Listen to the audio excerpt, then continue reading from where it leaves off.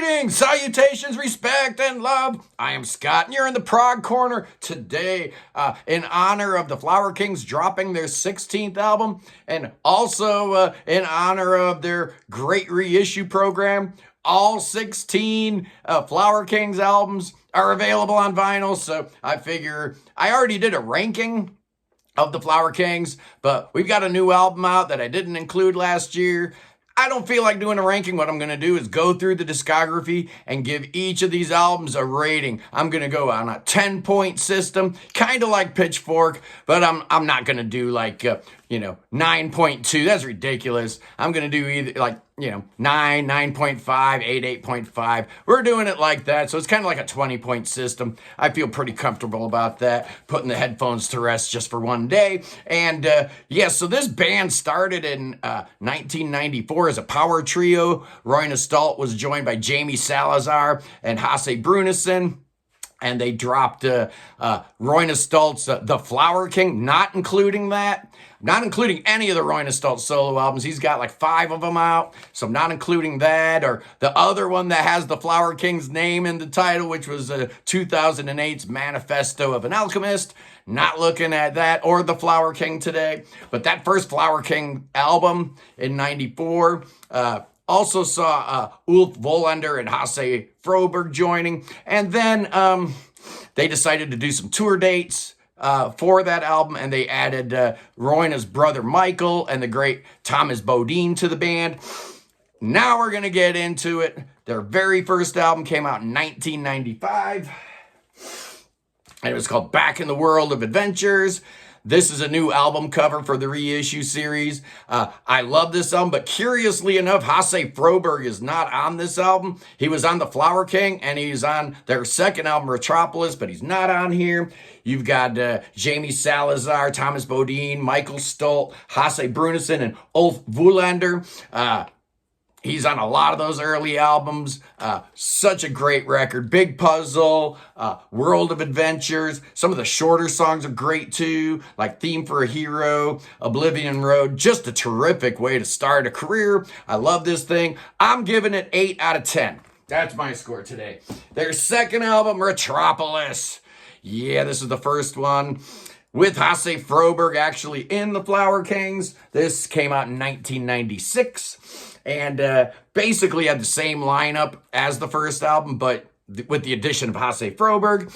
I don't like it quite as much. It seems to be a little bit more referential to some earlier material. I hear King Crimson, I hear ELP. Everybody talks about how the Flower Kings are a Yes, clone band. They're not. They're so far from it. But this album's got Retropolis, which is a great track. Hasse sings There Is More to This World, kind of his first full lead vocal with the band. The Road Back Home, The Judas Kiss. It's a good record, but not one of my favorites. I'm giving it 7.5 out of 10. Next up, their third album, which came out in 1997, and absolutely a masterpiece. It's Stardust, We Are. This thing obviously is considered by a whole lot of people to be their career highlight, and I get it. I understand with songs like Ghost of the Red Cloud and the title track, and it opens up with The Eyes of the World, Church of Your Heart, and then you get that 25-minute epic title track, which closes this thing out. It's almost perfect. There's a couple tracks on here that I'm not quite crazy about. Some of the shorter pieces don't really do it for me. But overall, man, this thing is almost perfect. It's this close, man. I'm giving it a 9.5 out of 10. I just love Stardust We Are. Now we go on to the fourth album, Flower Power from 1999. And this has the same lineup as the first 3 albums, but without, there's no Ulf Wollander on here. So you kind of miss his, his saxophone playing and whatnot. But this album right here, man, it starts out with the incredible Garden of Dreams, 60 minutes long. It takes up not 2, almost 3 sides of this thing. Is just insane. But there's more to this than just the Garden of Dreams. This is a fabulous record. I love Deaf, Numb, and Blind is a great track. Corruption's cool. Magic Pie, I love that. That was Hasse Froberg's first songwriting credit for the band. Real solid album. What am I giving it? I'm giving it a 9 out of 10. It's outstanding. Next up, from the year 2000, their fifth album. Oh, it's Space Revolver. This one's amazing. No more Michael Stolt. He's not in the band anymore. He was replaced by the great and powerful Jonas Reingold, who added just such a jazzy touch and such a cool flair to the band. Yet one more thing for your brain to be looking at. Michael Stolt's fine. I love his bass playing. He is rock solid. But Jonas Reingold, man, is world class, one of the best bass players in the world. There's a reason Steve Hackett's using this guy. Space Revolver, a lot of people love it. After back-to-back double albums, they go back to a single album format. Really, really cool. The epic is split in two. You've got I Am the Sun Part 1 starts the album, and then I Am the Sun Part 2 ends it. But there's some other great songs on here, man. Rumblefish Twist. Monster Within, the Chicken Farmer song. I love Space Revolver. What am I giving it? How about a 9.5 out of 10, man? This thing is just unbelievably great. Next up, Jamie Salazar's last album with the band. He apparently did all the drumming here remotely, and I heard he wasn't super happy. I also heard that Roy Stolt played almost all the keyboards on this album. We are talking about the Rainmaker from 2001, and this was definitely a drop-off in quality. There are some great tracks on here, but overall, it's just a kind of a weird album. Starts out with Last Minute on Earth, which is cool, and you get the Mongolian throat singing going on, but you've got some tracks that feel almost like Laurel Canyon-y or soft jazzy, kind of weird City of Angels, Serious Dreamers. I do like this a lot. Couple shorter songs I love. I love Elaine, and I love Through the Walls. It's a good album, not a great album. I'm giving it 7.5 out of 10. Next up, they go back after 2 straight single albums. They decide to go with a double album, and man, check it out, man. Unfold the Future from 2002. Their foray into jazz fusion. And we've got a new drummer here. As I said, Jamie Salazar left the band after the Rainmaker. And you've got the great and powerful Zoltan Shors. However you pronounce his name. He's Hungarian. He now is the drummer for Life Signs. Whatever, man. You got Daniel Gildenlow in the band here. He was with the band for 2 albums, this one and the next one. Oh, wow, this album is so good. And you know why I love this album. It starts out with The Truth Will Set You Free, one of the greatest songs ever written. But there's some other really, really good tracks on here. Devil's Playground, of course. Silent Inferno, just a dynamite record, real jazzy. I love it, completely different than anything else in their discography. I'm giving this one here an 8.5 out of 10. Yes, I am. Next up, oh yeah, probably one of their most controversial albums. We're talking about 2004's Adam and Eve. I love this. I know a lot of people don't. There's some tracks that aren't great, but man, the songs that are good are amazing on here. And yeah, I'm looking dead square at The Love Supreme, which opens this thing out. And if you put a gun to my head between The Truth Will Set You Free and The Love Supreme as far as what is my favorite Flower Kings, I'm probably going with Love Supreme. Cosmic Circus, Babylon. You got Daniel Gildenlow singing a little bit here with the Vampire's View, Starlight Man, The Blade of Cain. Then it ends with the Driver's Seat, which is really, really solid. But some of the shorter tracks aren't great. I get why people don't love this album. I hate the artwork. The album cover's kind of ridiculous. Not a big fan of it. What am I giving it? How about an 8 out of 10? Yes, indeed. And so then they follow that up in 2006 with yet another double album. Oh, yeah. Paradox Hotel. Fantastic record. This is the only record with Marcus Lilliquist on drums.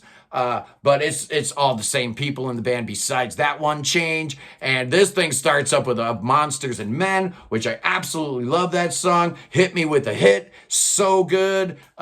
Minor Giant Steps. Mommy Leave the Light On is great. The title track is great. Blue Planet's really cool. This is a good album. It's a very democratic album. There's a lot of shared songwriting credits and stuff throughout this. Covers a lot of Sonic territory, being a double album. Kind of like, this is like the Flower Kings White album, I guess. There's just a lot of diversity and a lot of stuff on here. Some of it I love, some of it I don't. What am I giving? I'm giving it an 8 out of 10. Next up, oh yeah, after the double album that was Paradox Hotel, in 2007, the boys decided they were going to go back to the basics, and they dropped this incredible masterpiece with the Ed Unitsky album cover. You see the VW bus is turned into a fish or something like that. Whatever, man. This album is incredible. Like I said, it's a single album, but you still got epics. You've got One More Time, and Love Is the Only Way, Life in Motion. Those are all real great long songs. You've got the return of Zoltan Sorge on drums on this album. I love this thing, man. Is it my favorite Flower Kings album? You better believe it is, man. I'm giving this one a 10 out of 10. The Sum of No Evil. I love it. It's incredible. Next up, the band took a little break and came back in 2012 with The Banks of Eden. A little different sounding record for them. A new drummer. You've got Felix Learman on the drum kit. He drummed on this one and the next one. And the Flower Kings take a slightly darker turn on this album.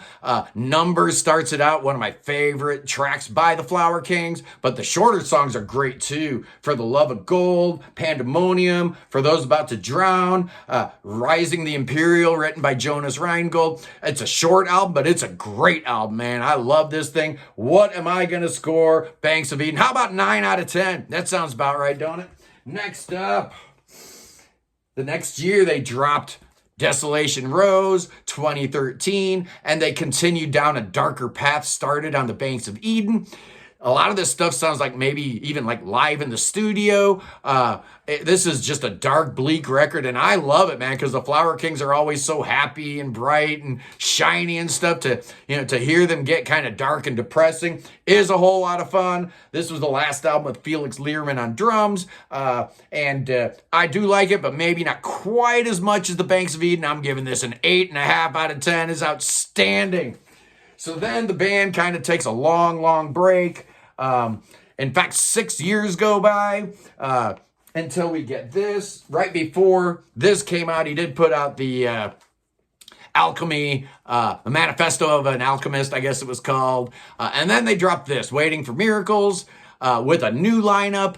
Thomas Bodine no longer in the band. There's a new drummer called Mirko de Mayo. Bodine was replaced by the great Zach Kamens. He was in another band that was just phenomenal, an Endless Sporadic, super talented guy. Love the Kevin Sloan artwork on here, and there's a couple tracks I absolutely adore on here. Obviously, Miracles for America is the absolute keeper here. If you're making a best of the Flower Kings, you definitely put that song on there. Vertigo's good, Black Flag is good, Wicked Old Symphony's good. I didn't really love this when it first came out, but I'm actually starting to like it more and more. I still think it's on the lower end of the Flower Kings discography, but I'm giving this 7.5 out of 10 because the songs that are good on here are real good, and I give them credit for trying out something new and trying to have a new sound, a new style, and they pull it up for the most part. But then after that thing in 2019, the next year, 2020, they go with a Roger Dean album cover, and it's basically the same lineup as Waiting for Miracles, but this thing here, Islands, I think I like it even a little bit more. You've got Rob Townsend showing up, playing some horns on here to join the other 5 members of the band, same lineup as Waiting for Miracles, and this is a great album. Really good songs on here. Again, there is some nice diversity on here. What am I going to give Islands? Well, I'm giving it an 8 out of 10. I think that's about right. I do like it. But the next one I like even more, from 2022, their 15th album, By Royal Decree. Oh, man, this is the one that gets me fired up. Kind of a return to form. Roy Stolt was using like some older songs he found on a hard drive and like snippets and song fragments that he built up to create a new Flower Kings masterpiece. I love this thing. It's outstanding. This is the last record where you get Jonas Reingold on bass, Michael Stolt and Jonas kind of share bass playing duties on this album. You also have the return of Hasse Brunison, who hadn't been around for a couple albums. Yet Jessica Lund sings a bunch on this album, and we will hear a whole lot more about her on the next album. So what's my score on By Royal Decree? This sucker's a 9 out of 10. It's outstanding. And finally, just last month, they dropped their 16th album, Look at You Now. And I dig this thing a lot, man. No more Jonas Reingold. He's completely gone. So this is all Michael Stolt on bass. Zach Kamens isn't in the band anymore. So you get Roy Stolt playing keyboards on most of this album with Lolly Larson playing on a couple tracks. Janica Lund's back. But you also get Mariana Semkina from I Am the Morning. I dig this album. I really do, but I think I like By Royal Decree a little bit better. So what's my score on this? I'm giving it an 8 out of 10, and I feel really good about that. The Flower Kings are on tour right now. I was peeping at their set list, and I am really intrigued to hear some feedback about what these guys are doing on their European tour. Man, I wish they would come to the U.S., but I guess those days are over and done with. Roy had done it before and never made any money, so I doubt that's in the cards. But, you know, we can watch from afar, and we can watch the YouTube videos. Anyway, I just got a brief thing I want to mention here. You know, prog rock is just littered with dudes, right? We all know that, man. Like 99% of my videos are watched by men. But there are some exceptions in the prog sphere, even here on YouTube.